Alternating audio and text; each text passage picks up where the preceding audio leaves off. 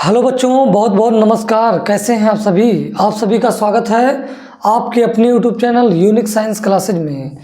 आज के इस वीडियो में मैं आप लोग को छठवें का खा नंबर सॉल्व कराऊंगा। अंशाल पेपर चल रहा था 2024 का रसायन विज्ञान पेपर कोड 347 जीए चल रहा था।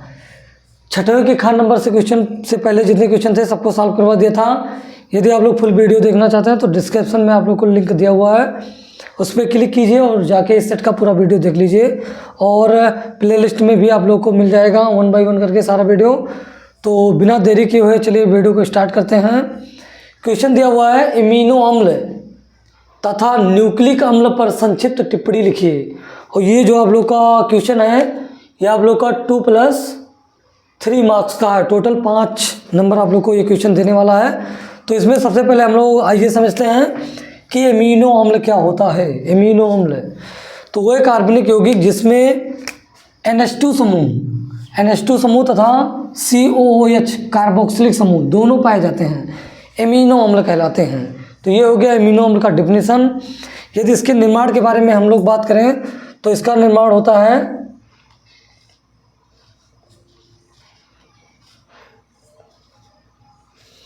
प्रोटीन्स का हम हाइड्रोलिसिस कराते हैं।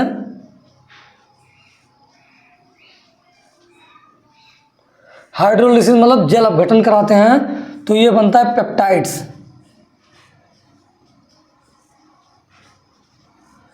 और पेप्टाइड्स का हाइड्रोलिसिस कराने पर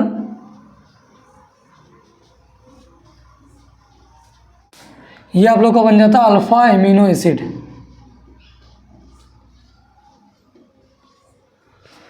तो प्रोटीन का हाइड्रोलिसिस कराने पर पेप्टाइड्स बनता है और पेप्टाइड्स का हाइड्रोलिसिस कराने पर अल्फा एमिनो अम्ल बनता है। तो इस प्रकार हम लोग एमिनो एसिड का निर्माण कर सकते हैं। अब एमिनो एसिड के बारे में बात करें तो मैंने बताया कि वो एक कार्बनिक यौगिक जिसमें NH2 समूह तथा COH समूह पाए जाते हैं, उसे एमिनो अम्ल कहते हैं। तो एग्जाम्पल के लिए हम लोग बात करें तो ये एग्जाम्पल होगा इसका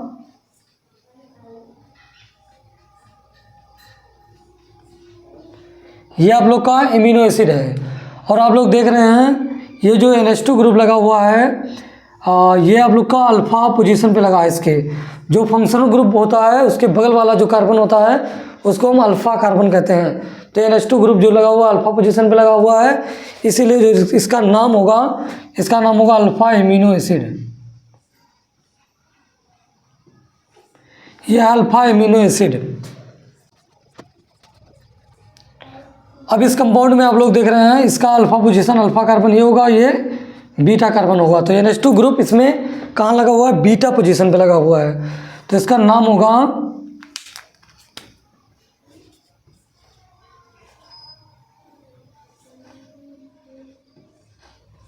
बीटा एमिनो एसिड।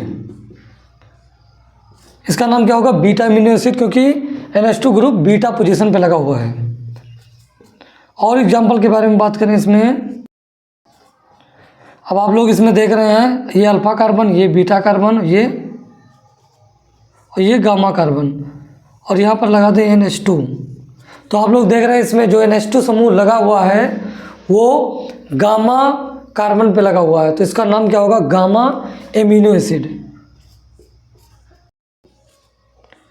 इसका नाम क्या होगा? Gamma amino acid. अगर यही NH2 समूह डेल्टा पोजीशन पे लग जाए, ये हो गया अल्फा, ये बीटा, ये गामा, ये डेल्टा, और इस पर NH2 ग्रुप लगा दिया जाए, तो इसका नाम क्या होगा? इसका नाम होगा गामा डेल्टा एमिनो एसिड, क्योंकि NH2 समूह जो लगा हुआ है वो डेल्टा पोजीशन पे लगा हुआ है। तो ये हो गया आप लोग का अल्फा एमिनो एसिड, क्योंकि NH2 समूह अल्फा पोर्शन पे है, और ये बीटा एमिनो एसिड क्योंकि इसमें जो NH2 समूह है बीटा पोजीशन पे। ये गामा एमिनो एसिड क्योंकि इसमें जो एमिनो ग्रुप लगा हुआ है वो गामा पोजीशन पे लगा हुआ है। ये डेल्टा एमिनो एसिड है क्योंकि इसमें जो NH2 समूह लगा हो गामा मतलब डेल्टा पोजीशन पे लगा हुआ है। चलिए ये हो गया इसका क्लासिफिकेशन। अब इसमें इसके मतलब गुण के हिसाब से हम क्लासिफिकेशन करें तो मैं आप लोग को इसमें इम्पॉर्टेंट चीज़ें बता रहा हूँ। अगर किसी एमिनो एसिड में NH2 समूह की संख्या ज़्यादा होगी तो आप लोग का होगा बेसिक एमिनो एसिड, ये क्षारीय प्रकृति का होगा। कोई एमिनो एसिड देखिए उसमें NH2 समूह की संख्या ज़्यादा हो COOH से, कार्बोक्सिलिक एसिड से, तो आप लोग का बेसिक वो कंपाउंड जो होगा वो बेसिक होगा, बेसिक एमिनो एसिड होगा।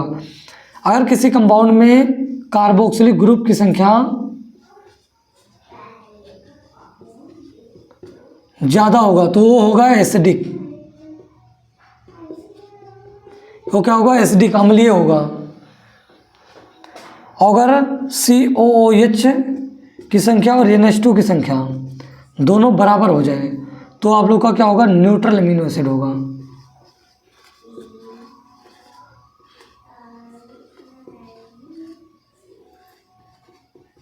ये क्या होगा, न्यूट्रल एमिनो एसिड होगा। तो आप लोग इसमें देख रहे हैं, ये जो आप लोग का पहला लिखा हुआ है इसमें NH2 समूह एक है और एक ही कार्बोक्सिलिक समूह है, तो ये जो एमिनो एसिड है ये कैसा एमिनो एसिड है, न्यूट्रल एमिनो एसिड है।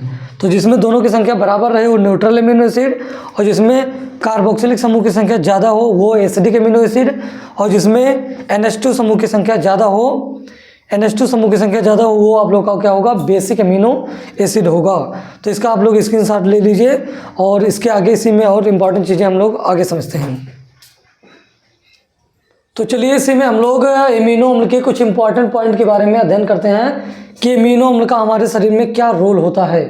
जैसा कि यहाँ पर लिखा गया है, हमारे शरीर में 20 प्रकार के एमिनो अम्ल पाए जाते हैं। हमारे बॉडी में 20 प्रकार के एमिनो अम्ल पाए जाते हैं, जिनमें से 10 एमिनो अम्ल का निर्माण शरीर में होता है। इसमें 10 एमिनो अम्ल का निर्माण हमारे शरीर में स्वयं होता है तथा इनकी कमी से कोई विशेष प्रभाव नहीं पड़ता है। इनकी कमी से कोई विशेष प्रभाव नहीं पड़ता है। आवश्यक एमिनो अम्ल नॉन इसेंशियल एमिनो अम्ल कहलाते हैं। तो जिसका निर्माण हमारे शरीर में स्वयं हो जाता है और इसकी कमी से कोई विपरीत प्रभाव नहीं पड़ता है, उसे हम नॉन इसेंशियल एमिनो अम्ल कहते हैं। तथा अन्य 10 एमिनो अम्ल जो शरीर में संश्लेषित नहीं हो सकते, इसका निर्माण हमारे शरीर में नहीं होता है, ये भोज्य पदार्थों द्वारा प्रदान किए जाते हैं। इसे हमें भोजन के द्वारा स्वयं लेना पड़ता है। इसेंशियल आवश्यक एमिनो अम्ल कहलाते हैं, ये आवश्यक एमिनो अम्ल कहलाते हैं जिसे हमें भोजन के द्वारा स्वयं लेना पड़ता है। इनमें किसी एक अनिवार्य एमिनो अम्ल की कमी से शरीर की वृद्धि रुक जाती है। इसमें से किसी एमिनो अम्ल की अगर कमी हो जाएगी तो हमारे शरीर की वृद्धि रुक जाएगी और तमाम सारे रोग हो जाएंगे, बहुत सारे रोग हो जाएंगे। तो इन एमिनो अम्ल को भोजन में लेना आवश्यक होता है। अगर इन एमिनो अम्ल की कमी हो जाएगी तो जीवधारी की मृत्यु भी हो सकती है। तो आशा करता हूँ आप लोग को जितना बताया गया समझ में आया होगा। आप लोग इसके स्क्रीनशॉट ले लीजिए और इसके बाद हम लोग समझते हैं न्यूक्लिक अम्ल क्या होता है। तो आइए इसी में हम लोग समझते हैं कि न्यूक्लिक अम्ल क्या होता है।